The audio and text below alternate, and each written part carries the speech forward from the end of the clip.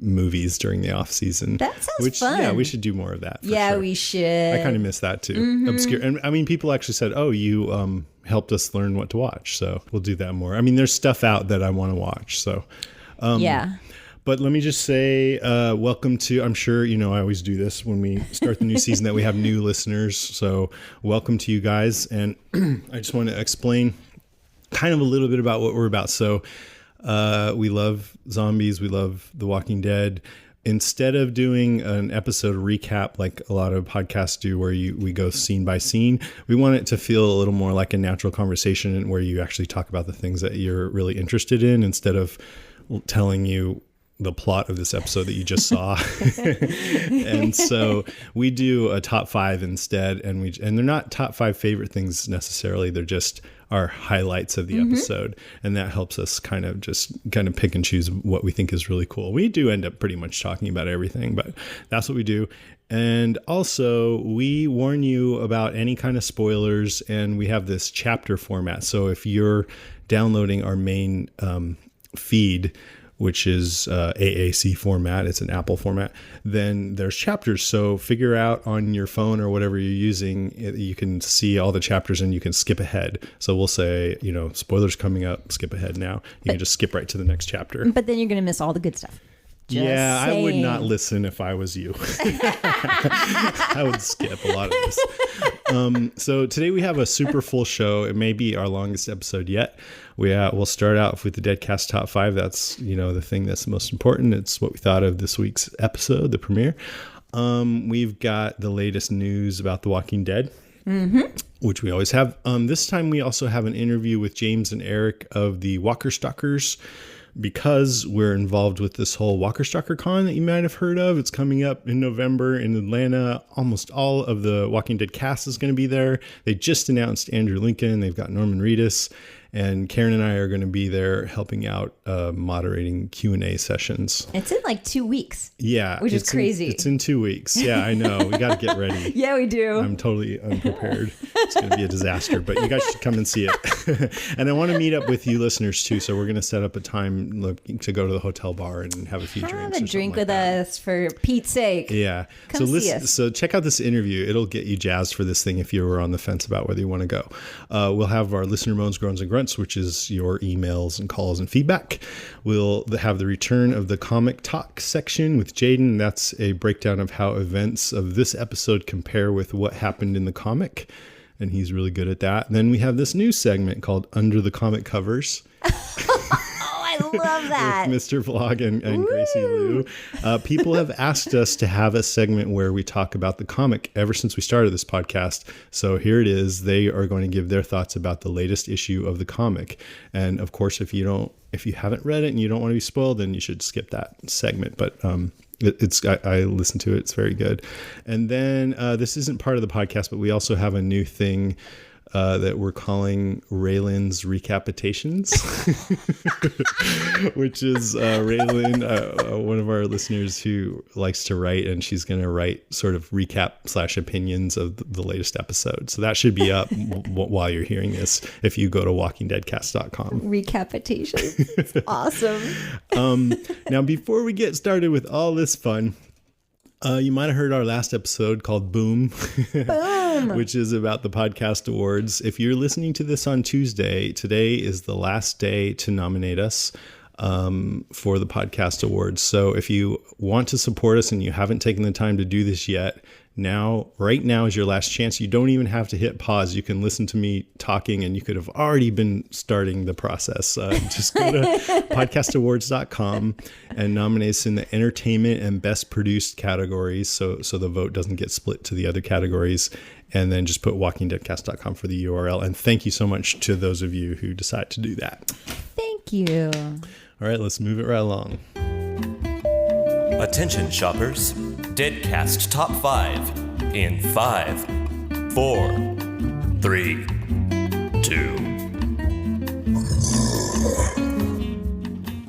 Okay, it's our Deadcast Top 5. It is Top 5 highlights for Season 4, Episode 1, 30 Days Without an Accident. Yeah, not anymore. So you and I have not talked about this at all. No, we have not. Is that our disclaimer? Why did you hate it so much? Shut up.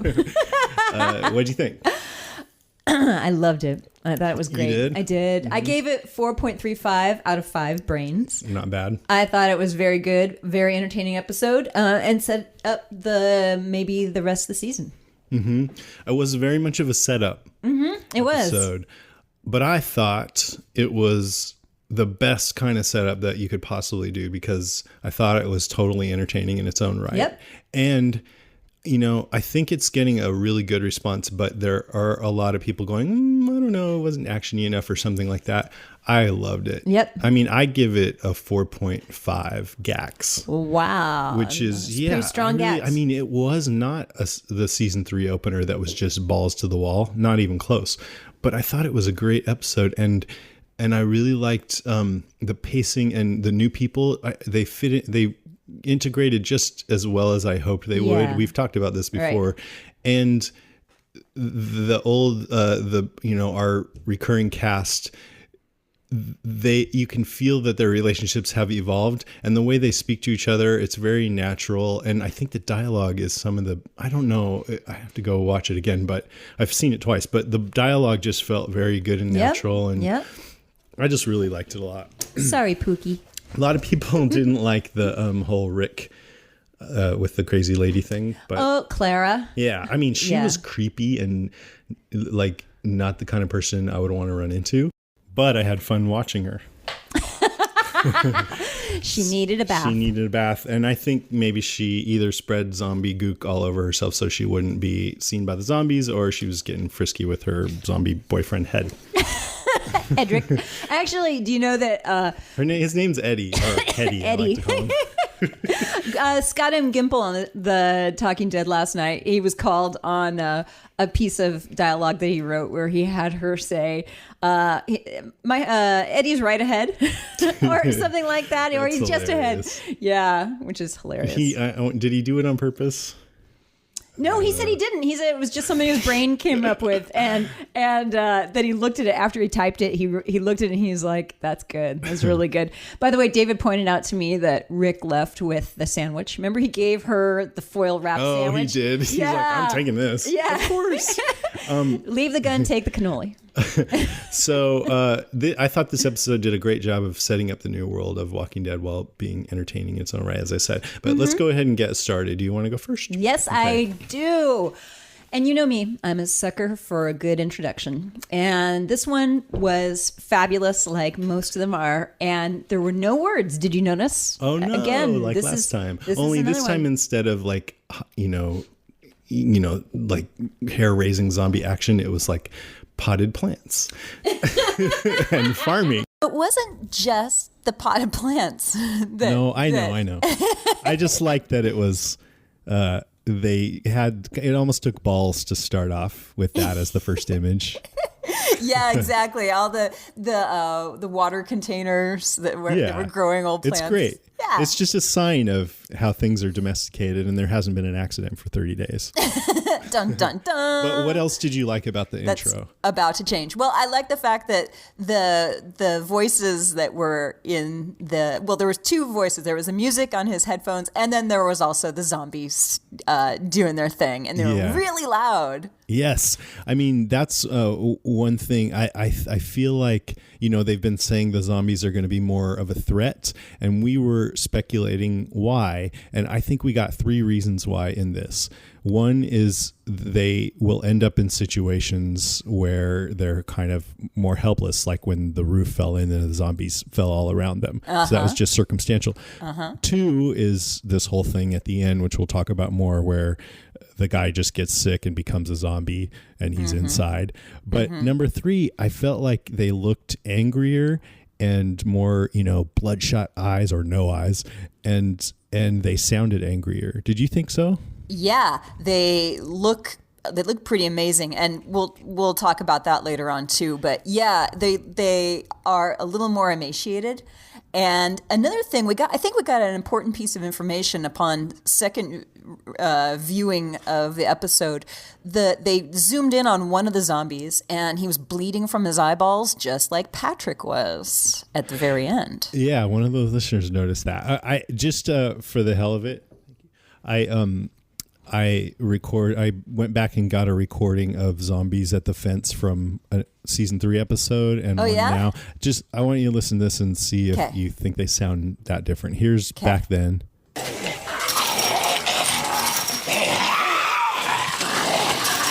And here's now.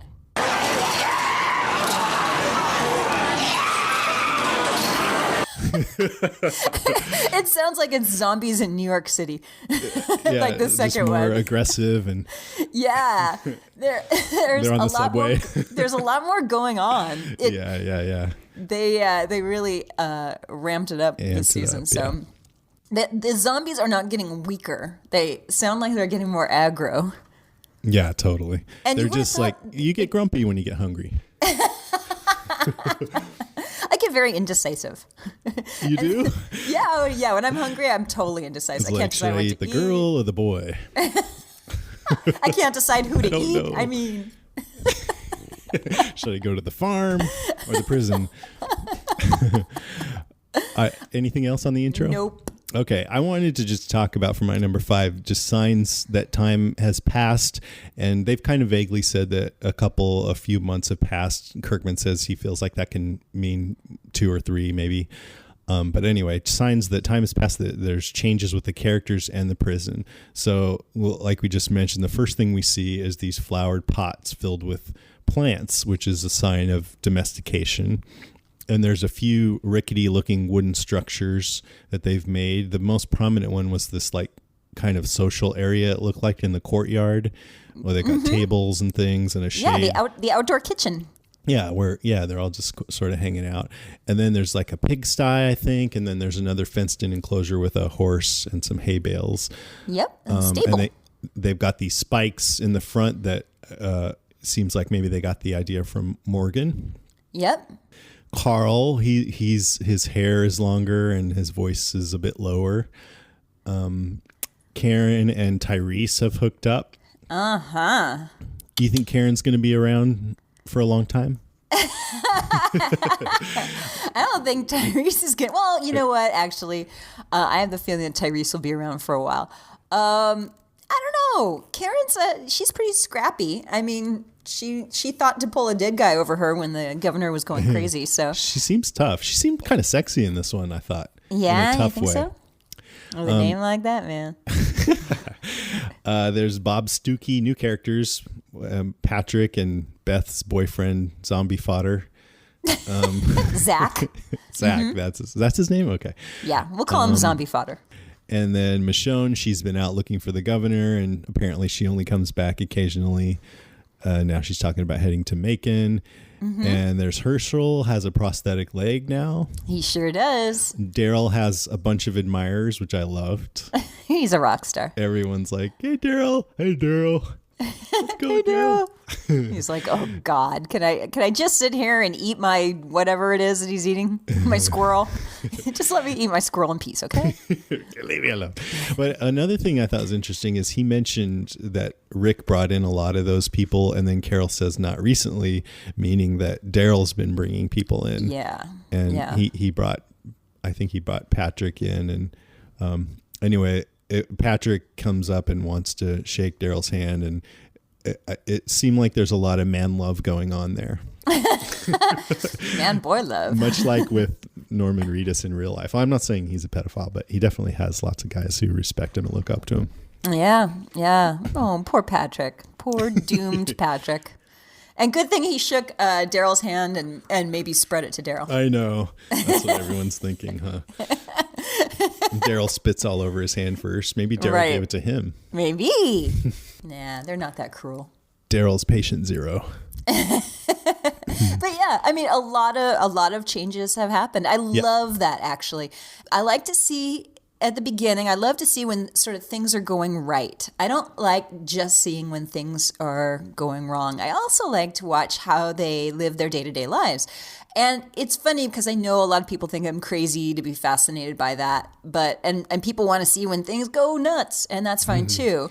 But I really kind of love watching them piece together their society. I love that they have a council now. I love that they have the farm and the livestock and the cool new doors at the prison entrance too, which is kind of neat. So not just the spikes, but they have those big metal doors too. And they sort of have a system worked out, and it looks like they're kind of, things are going along pretty much like clockwork. I mean, something's got to go bad, but it's really fun watching how they pieced it all together. Yeah, I actually forgot that we've talked about that before, that we'd like to see a little bit more of the day-to-day like they show in the comic, and this was a great example of that. Yeah. I didn't realize they showed much of that in the comic. That's great. Yes, they show them like opening cans of beans, and they used to do more of that. Lately it's been a lot more plot and action packed, but they used to do it. It was more like a lot of survivalist stuff. Right, which I kind of, I kind of like that. I like watching how they get along together. I like it when I like it when they take their time with the characters and let them have whole conversations. And they did that a little bit this time, which I really enjoy. And it was not the whole episode, though. It was a very well balanced episode, I thought. Yep. I mean, some people are complaining that it was boring, but I thought it was a very rich and entertaining episode. Okay, can I go to my number 4? Yeah, do it, man. So just talking a little bit about Rick's new mindset, I didn't quite totally have a handle on it, but it looks like he's wanting to put the past behind. When the show opens, this country gospel song "Precious Memories" is playing through his iPod or whatever, and he finds that gun buried in the garden, and then he like breaks it apart and throws it away. And I felt like that was a statement, like this is a remnant of my past as a cop, but not anymore. I'm not a violent person anymore. Yep. Plus, he's I'm just a farmer. Yeah, exactly. He needs a little piece of corn sticking out of his mouth, and overalls. And overalls. And a fatter ass. And he's listening to this music to kind of try to drown out the Zeds, but he can't. Right. And what was really interesting that I didn't quite fully get is Carol doesn't want Rick to know that she's teaching these kids about knives. And so it's like, and he doesn't want to take a gun out when he goes on his run, and Herschel has to convince him and say that the council really wants that. And it's like, what is he doing? He's saying no more violence. I mean, you can't have no violence in this world if you're going to go outside where the zombies are. So I can't imagine he'd be saying, let's not learn how to protect ourselves against the zombies, unless it was like the governor where he had just a group of mercenaries that did all their protecting, but it doesn't seem like that's what they're doing. So I'm not sure exactly what's going on there, but he looks kind of messed up, which is a good place to start the season. You don't want him to have his shit together too much. He doesn't look like he has a whole lot together. That's for sure.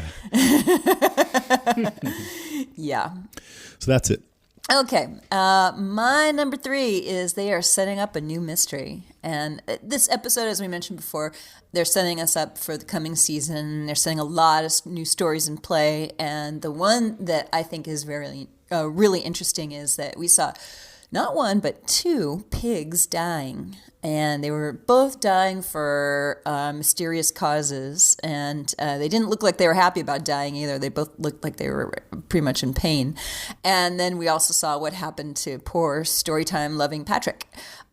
Is this an airborne pathogen? Is it what's going on?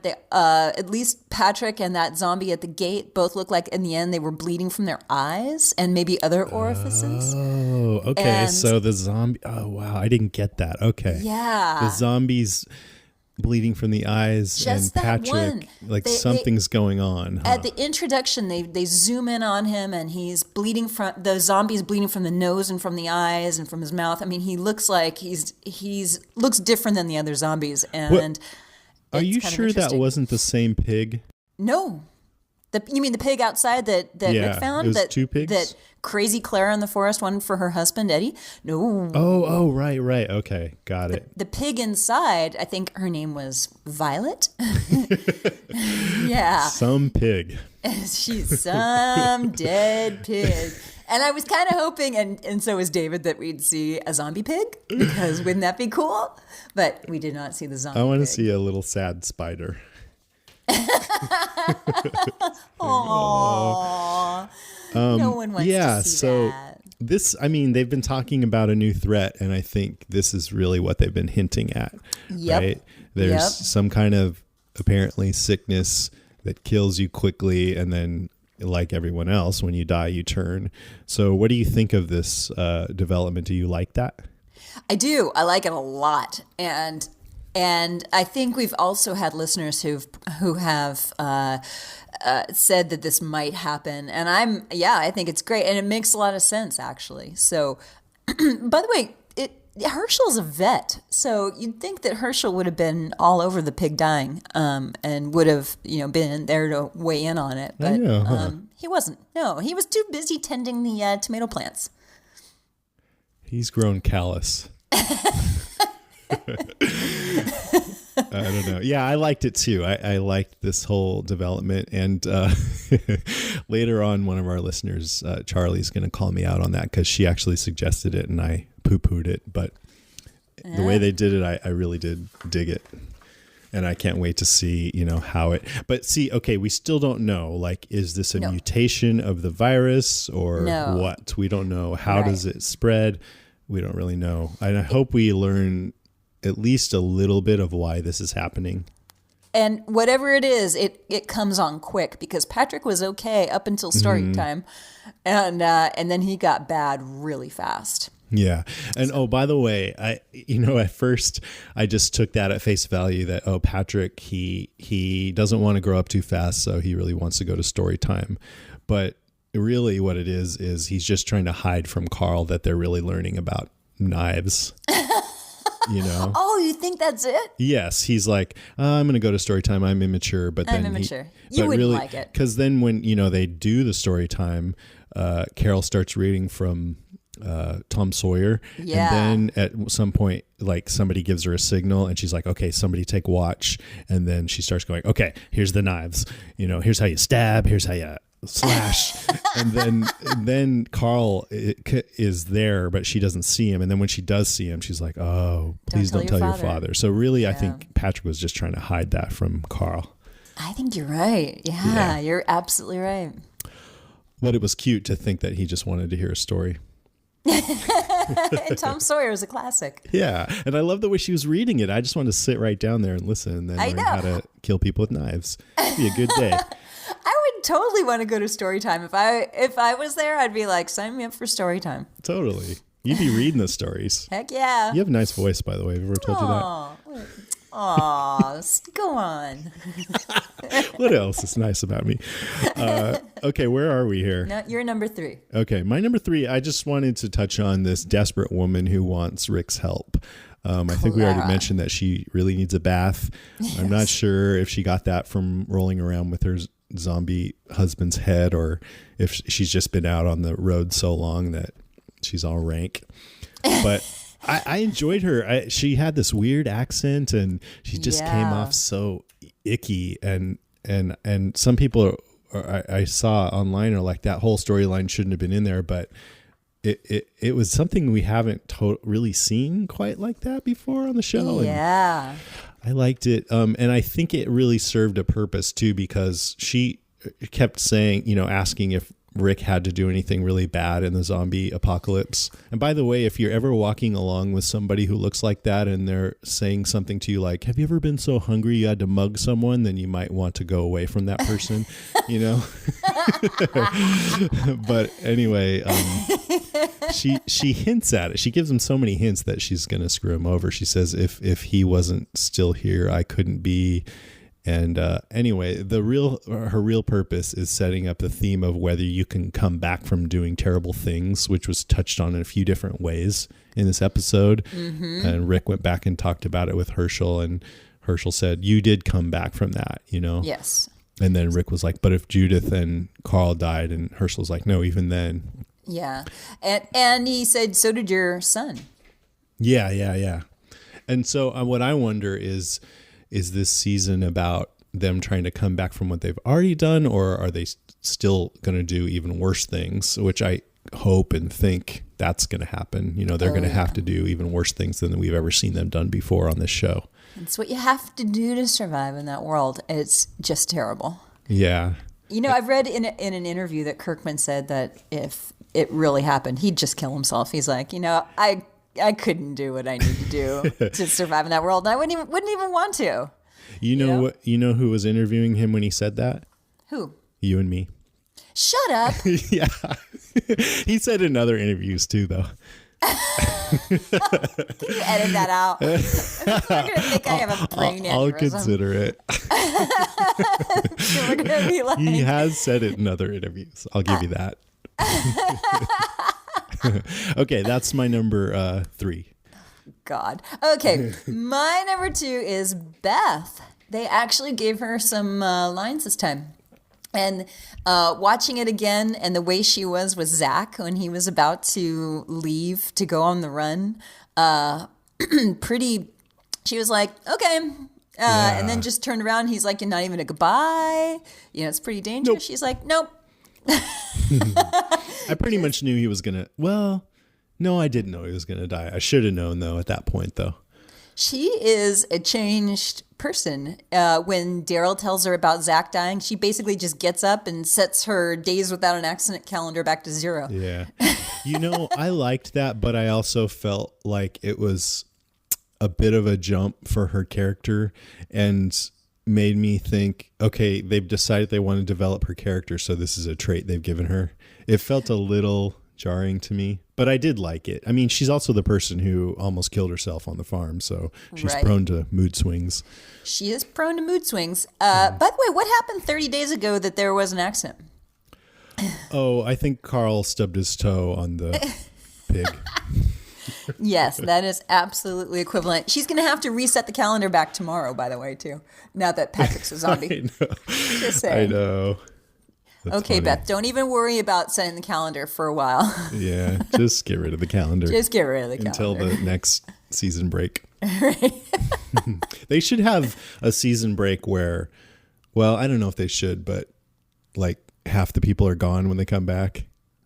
Yeah, I don't think they've done that where major characters are gone in the meantime. Yeah, or even, anybody. Right. Okay. Your number 2? My number 2 is just the whole big spot sequence. Yeah, I loved it. Great. Yeah. Loved it. The zombies look so great in this episode, for one thing. How about the one falling through the roof and hanging by his entrails? By his entrails. Yeah, it was awesome. Pretty great. And just and I only noticed this on second viewing, but Sasha had gone through and a couple of days earlier and set out this boombox to draw the zombies out, so it would kind of clear out before they go in. Yeah. But then that didn't take into account all the ones hanging out on the roof. Right. Which I think should have just toppled off the roof like lemmings towards that boombox, but whatever. But I love this scene. It was great. It had suspense. It was very well staged. I thought the CG of the explosion at the end was wasn't great, but for TV it was pretty good, and I forgive that. I do too. You do too. Oh yeah, absolutely. And I liked Bob Stuckey, him sort of struggling with the alcohol. Apparently he's an alcoholic and toppling the shelf down on himself. I have a feeling that he's going to be messing up all season long. Yes, he absolutely will. And by the way, he does the right thing by putting the booze back and puts it down decisively, and that basically causes the whole zombie rainstorm. Yeah, and he didn't even really do much wrong, but he's prone to trouble, I think. I was wondering, aside from just a thrill, what the purpose of this scene was. Well, it's the accident in the title, 30 Days Without an Accident. Everybody was all bummed out when they got back. I think it's just sort of a sign like, okay, Walking Dead's back, everybody. Get prepared for some really depressing and thrilling shit, Right, exactly. Or the accident, well, it's not really, you're right. That would be the accident in the title. It's not Patrick turning. Yeah, I think so, yeah. Yeah, that's for next week. Yeah. Okay, that's my number 2. Okay, and my number 1 is Michonne. I love her. I loved her back in season 3, and I loved her in this first episode of season 4, riding up on her horse, which was just great. And she'd been out looking for the governor with no luck, and she had comic books for Carl and a razor for Rick, whose face evidently is losing the battle. He doesn't seem to have like a bushy beard though, which is hilarious. He just kind of has the same stubble day still to pretty day. sexy. And she was great in the Big Lots store. Was it Big Lots? What was Big it Spot. called? Big Spot. Which I think is not real, but it's like a big lot. Right. Well, I say boo on Michonne. No. Didn't you like when she took out the cardboard monster cutout? I did. I just couldn't. After we did this like marathon rewatch of season 3, I was so offended when she killed the governor's daughter right in front of him, put her out of her, being. Really? Yeah, because he said, please don't. That's my daughter. And she just goes, fuck you, and rammed it through her. And I'm like, why? Why did she need to do that? You know? And then that's what caused the governor to go super duper crazy and kill all of his people, by the way. That's what set him off. So you think it's all Michonne's fault? Yeah. But he killed Andrea, and I don't blame her for being upset with him for that. But yeah, I know she was a zombie, but it would be like if you went to actually, I was going to say Herschel's wife and killed her, which is exactly what Shane did. So I don't know. She was all chained up, and it just seemed like very cruel in the moment, especially since at that point, I'm not sure she really knew that. I guess the governor had done some bad things. I don't know. I just didn't like that. You don't think she redeemed herself by taking out the cardboard monster cutout? I think she's fine. Okay, good. I did like her, everything that she did in this episode, but I just have that bad taste in my mouth after that. It's interesting. I know it's weird because the governor's the villain and everything. Right. And his daughter was a zombie, just saying. There really doesn't appear to be any coming back from that. Okay, so what if I had zombie David and you were across the room and I shoved a sword through his head? Would you be like, he was just a zombie? It's okay. Well, you know what? If Morgan had killed his zombie wife, his son would still be alive. Just saying. But that's not what I asked. You want to know if I would okay you killing the zombie David? Yes, if he was all chained up and he wasn't, nobody was in danger of him. No, I would want a model more like Clara, where you would kill me but let me turn, and so I could be a zombie together with David. You're right. Okay. Okay. Thank you.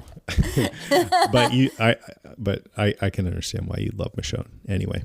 I do. Okay, my number 1 is getting sick and turning thing, which we already pretty much went over. So I just want to go over some other notes. Okay. Yeah. So the whole opening sequence I watched, and it's much the same as before, the titles and stuff. There's a couple differences, one of which is that Lauren Cohan is no longer displayed over a graveyard. Now it's, I think, a bunch of birds flying away. Yeah, out of a tree. Which makes me wonder if she's going to fly away.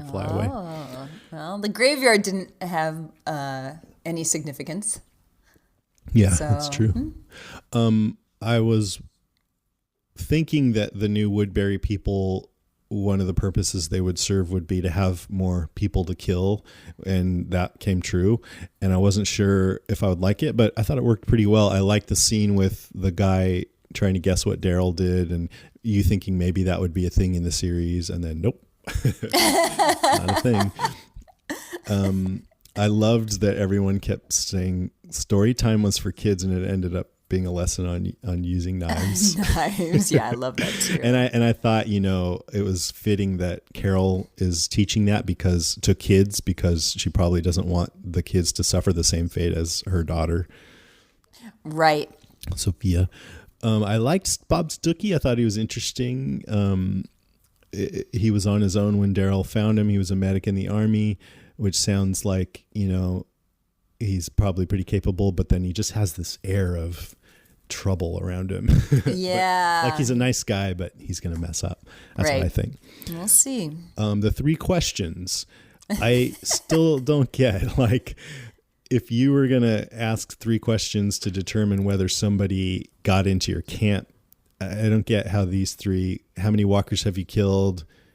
How many people have you killed, and why? Yep. I wonder if those 3 questions were just to for this episode. The crazy lady said, how many walkers have you killed? Eddie killed them all. How many people have you killed? Just me, because she's dying. And why? And she says, you don't get to come back from things. So maybe that was just to show the theme. But I do hope that those questions stick around, because I want to see how they evaluate people's answers. And yeah, I agree. By the way, she could have said, and I just tried to kill you, because that's true. Yeah, that's true. She did just try to kill Rick, so. But she failed. How many? Yeah. He should have asked, how many people did you try to kill? Right, exactly. Oh, a dozen. Just can't get it right.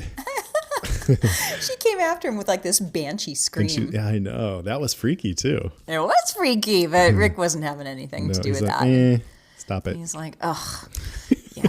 Crazy. This new Clara. council is cool. It's Herschel, Daryl, Carol, Glenn, and Sasha. And I think it's great that Sasha is stepping up into what looks like a bigger role.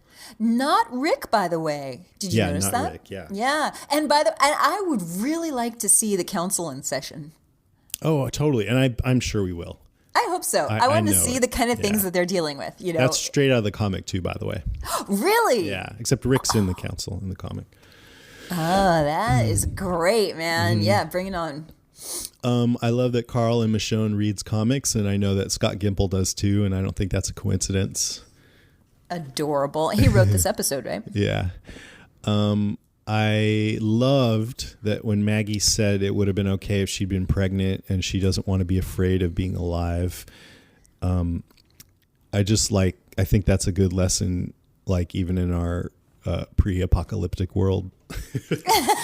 Are we pre-apocalyptic? That's great. That's very optimistic, I love it. Is it? Zombie kill of the week. Do you have one?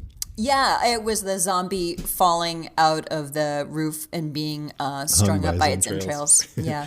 Well, in the big spot, I saw Bob Stuckey peeling a Zed's skull off, or his face off, which I'm not sure why he was doing that. He was trying to kill him, but it turns out that their skin peels off really easily. Like an orange. He's like, interesting. But anyway, Daryl dragged that guy back and stomped it, and I thought it looked great. Yeah, very puddly.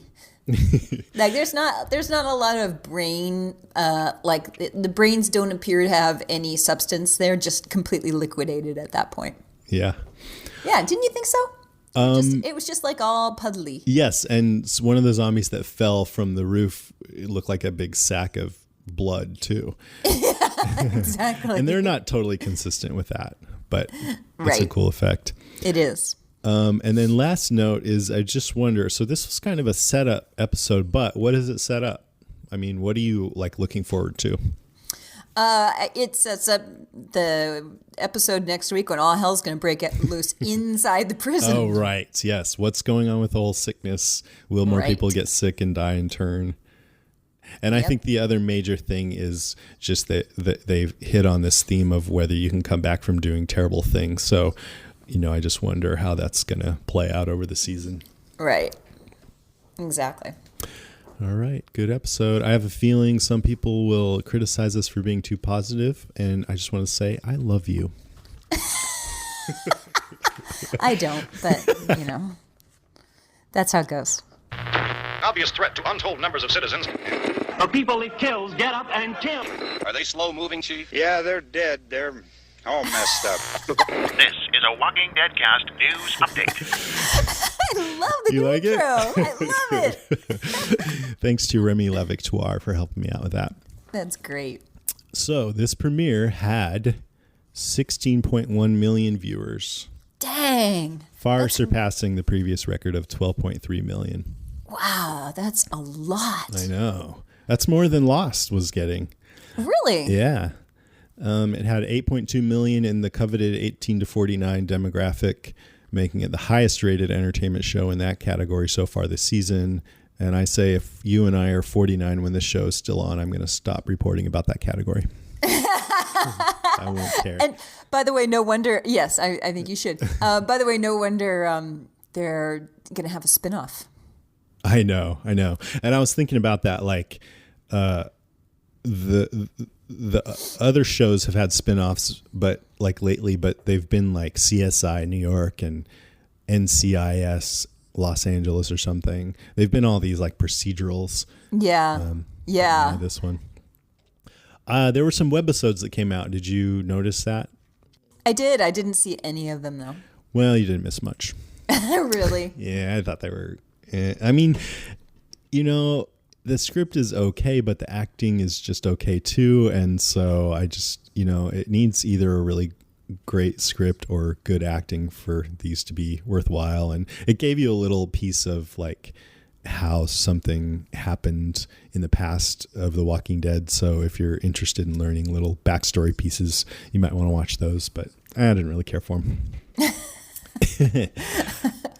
But I thought we should mention it.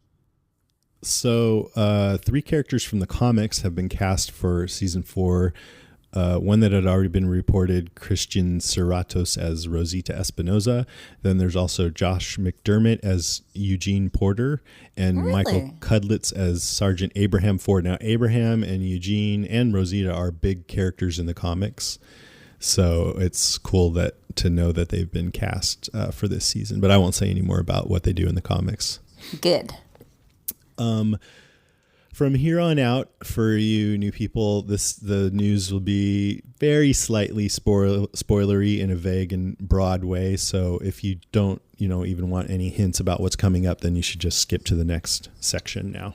But why would you do that? Because you don't want to know. I'm genuinely curious. Like, if you were going to go to a movie, would you want someone to tell you the end? I do it all the time. You look it up? I do. Oh, okay. Okay. So you're the kind of person that likes to know the plot before you don't want any surprises. And it's one of the reasons why I hope you're cutting this out. It's one of the reasons why I watch things again and again and again. I read books again and again and again. No, I'm not cutting this out. I think it's fascinating. Is it? Yes. I totally do. Yeah.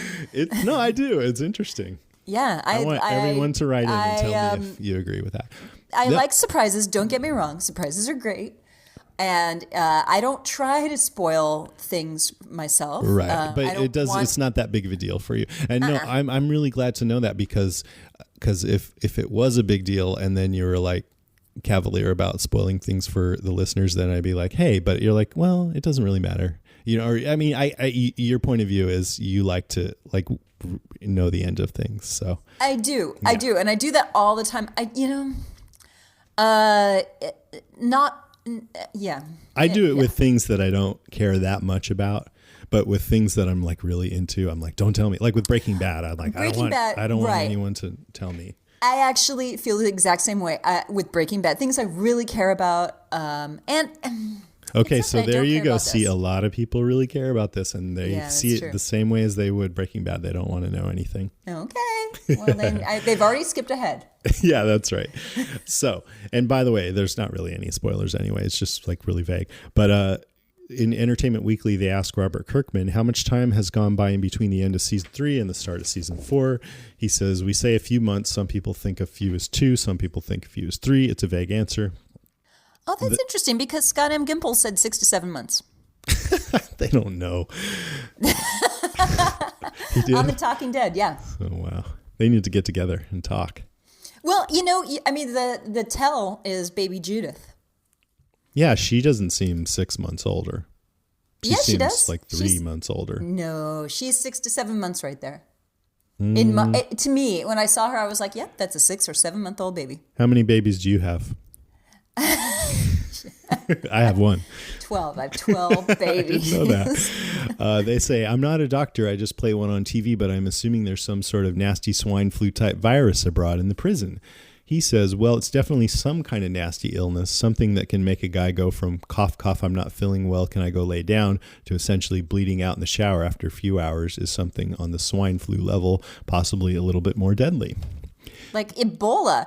I mean, it was like something out of the hot zone. Did you ever read that? No, but I'm for a while there were all those like contamination things. Yes. And I saw the movie with Dustin Hoffman. Yeah. Or no, the one before that, Breakout. Yeah, right. They say, what did you name your family pig when you were a child? He says, I find it offensive you think because I'm from Kentucky I grew up with pigs, but Samuel is the answer. He says, here's a question you're not going to answer. How long before we see the governor? He says he's definitely going to appear at some point this season. It's possible there are elements of his return that have already been set up in some ways you might not have noticed, which I didn't. I don't know what he's talking about. He says, but when he returns, it will be at a time you'll least expect it. Okay, so as you mentioned, in 2015, there'll be a second TV series set in the Walking Dead universe. We may be very busy or we may not. We may need to hire 2 other people. Or maybe cloning technology will have improved by then. I bet you they'll play it, not at the same time. Like one will be in the winter, one will be in the summer, but I don't know. Anyways, Kirkman says, quote, it's a really different location with completely different people, so we're going to see an entirely different corner of the Walking Dead world. It definitely won't be set in Georgia. I can at least say that. It's important to us that this show exists on its own. The spinoff has to be a show worthy of existing, or else we've all sold out. Interesting. Yeah. I'll be hard for the Bay Area, Kirkman. I know. That'd be great. Wouldn't it? But they don't film stuff around here because there's too many regulations and it's too expensive. Yeah. It's probably going to be like Alaska. Yeah. Or Vancouver, they tend to film stuff there. They should make it easy on themselves and just pick Hawaii. Just go ahead and pick Hawaii. Wouldn't that be nice? Yeah. Then it could really be like the Lost Seventh The Walking Dead zombie Hawaii. season. Wouldn't they? Of all the places you can pick, why not Hawaii? I know. I can't think of a better place. Yeah. Walking Dead Hawaii. That's a great title. I love it. All right, that's it for the news. We'll take a little break. There's more to come. Stay with us.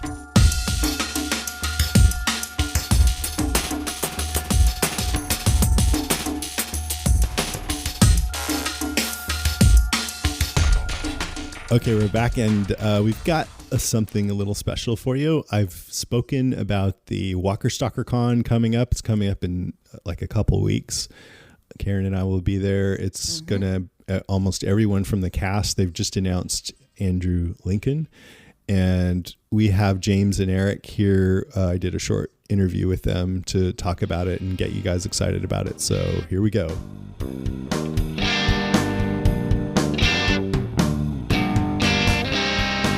Okay, so I have James and Eric here. Hey, guys. Hey, Jason. From Walker Stalkers, of course. And the Walker Stalker Con is coming up in a few weeks. It's just around the corner. You guys just had probably your biggest announcement yet. I know. Right at the end. I know.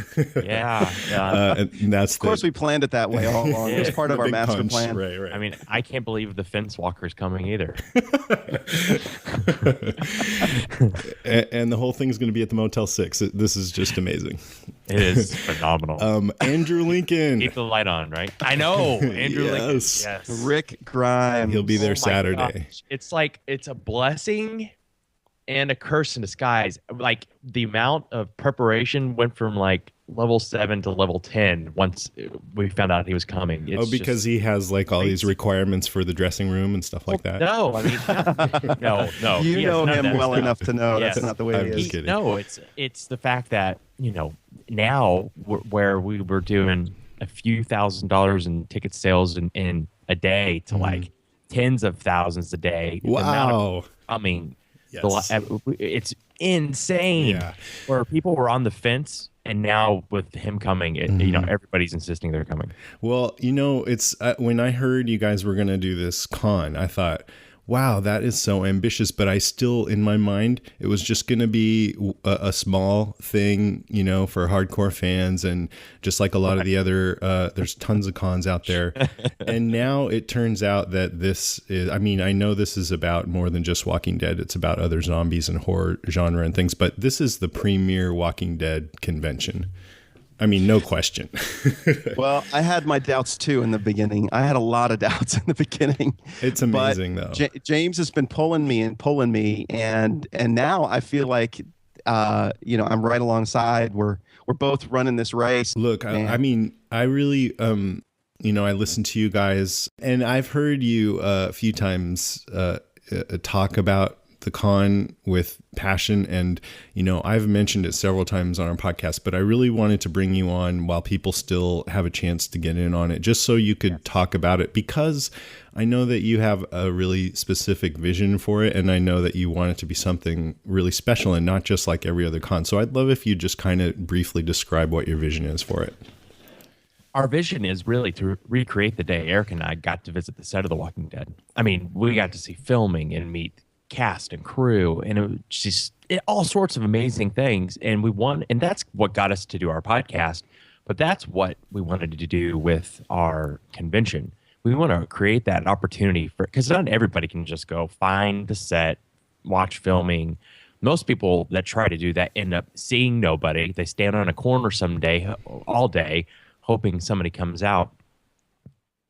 What better than to do it in Atlanta, where this zombie revival, I guess, is occurring, and have every people from not only The Walking Dead but from other zombie films, and then create experiences on the convention floor, not just shopping and buying comics and toys, but real things you can do, from getting professional zombie makeup from guys from the Sci-Fi's Face Off to learning how to do costuming, to learning what it means to be an extra on a show like The Walking Dead.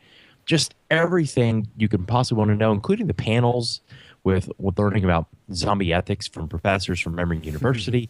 I mean, everything we wanted to do, we wanted to make it an experience. So when people walk out of there, they don't feel like they got stuck at Disney in a line all day, or shopping, as a guy shopping at the mall with their wives all day, that they really walk out there going, man, that was just amazing. And that's really what we want. And I think with the addition of Andrew Lincoln, this is, to me, a once in a lifetime opportunity. I don't know if another convention will ever be able to put 40 something actors together like this. Maybe they will, maybe I'm wrong, and I do want to be humble about this, but you just never know. So why not? You never know. Yeah. Yeah, I mean, we just talked about this. We can't duplicate this. We're not going to be able to duplicate this one event in Atlanta. We've got, in addition to what James said, the whole VIP meet and greet opportunities on Friday and Saturday, plus the Zombie Bash party. The VIPs are going to get to hang in a closed door setting. A cocktail reception. A cocktail reception with as many celebrities that we can bring to those Saturday night and Friday night events. So it's going to be, it's just going to be a dream day, a dream weekend, hopefully, for fans of zombie and horror, and specifically fans of The Walking Dead. Right. Yeah. Cool. And there's something you're doing with lines so that people maybe don't have to stay in line as long or something. Yeah. You want to tell them about it, James? Yeah. Basically, for the bigger guests, meaning that the ones that have half an hour wait lines, or in Norman's case, hours of waiting, and I expect it to be the same for Andrew. We're going to be the first convention to ever use a virtual line system. So basically, you walk up to a kiosk, you'll give whoever's there your name and your cell phone number, and they'll enter you into this piece of software that'll put you in all the lines you want to be in. And then you can walk around to the convention, do whatever you want. And then at some point in the day, you're going to get a text message that says, hey, time to get in line. And you'll walk over to that actor. You'll get in line. You'll probably be somewhere about 30 to 50 people deep into the line. And you'll wait 10 to 20 minutes tops instead of hours. So it actually lets you enjoy the convention experience, meet some of the other actors who maybe don't have bigger lines. Interact with the vendors and the convention floor. Because the vendors, they're